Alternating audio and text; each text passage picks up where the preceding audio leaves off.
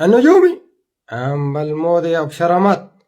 قال حزين، قال كاب بوشه ده ومدنقر قدومه ده. طبعا مدنقر قدومه ده لانه سنونه مكسرات.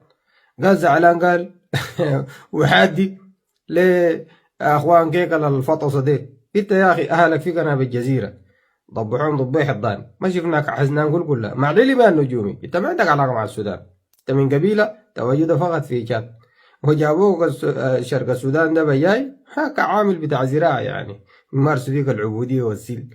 فشوف كابي وش ده كيف. قال زعلان، قال لا عزام، قال مالك ما زعلت لاخوانك واهلك اللي قتلهم في قناه الجزيره؟ مالك ما زعلت للزرقاء اللي انت بتدعي منهم وقتلوهم في مايو وفي الخرطوم وانت ذاتك من مايو يعني؟ مالك ما زعلت له؟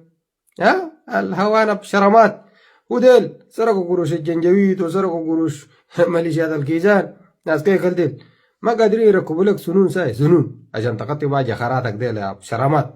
ما اشتروا عليك. انت قال حدنان، قال لا لا البس نقاب، البس لك عباية وحد حتى 4 شهور و10 يوم تكون مع الرسين. قال فين